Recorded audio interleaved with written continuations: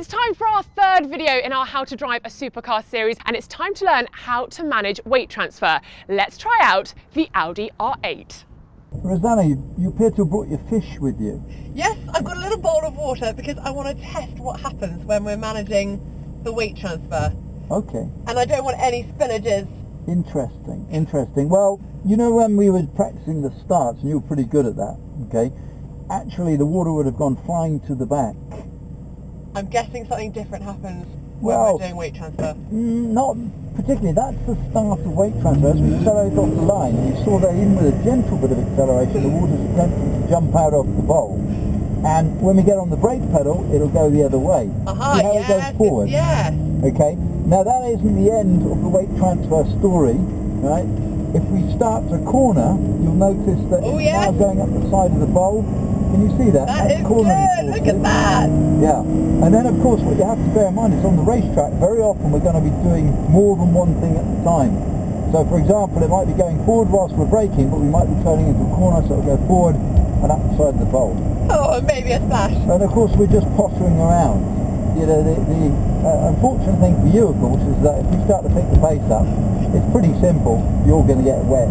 Oh, no. Okay. But it's your fish bowl, so that's It's my fish bowl. Yeah. So long as it stays on your side of the cockpit, I won't mind. Yeah. Here we go. There we go. Left-hander. It's shifting. Oh. Quite a clear demonstration there. And I think I'll concentrate on looking where we're going. I'm trying to look at the fish bowl. You look at the fish bowl, and you know, it is fortunate that I'm quite a smooth driver. You're a very smooth driver. I've had no spillages just yet. Probably the best thing you can do is start drinking the dye as quickly as possible. I can't even reach it. As we pick the pace up, it's certainly not going to be so easy to contain the water. Now, Oh my goodness. that's a good demonstration, I think, of weight transfer, but from a racer's point of view, you've got to ask yourself, why is it useful? You know, why does weight transfer help us? Well, we saw that with a rear-wheel drive car, like the Exige S, when we came off the start line and the weight went to the back, that put weight over the driven wheels. That increased the traction, and that helped fire us off the line. Yeah?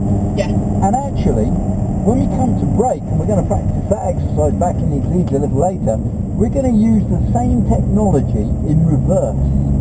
Right. Yeah, and what we're going to do is we're going to actually feed weight over the front axle, because that is where the majority of a road-based car's braking is. You know, your road car has bigger front brakes than rears. Yep. Once we've matched the vehicle's weight transfer with brake bias, then we can really get to the brake pedal hard. So that's for the next lesson. But now, let's just focus on feeling where the weight is going as we corner. Hopefully not all over.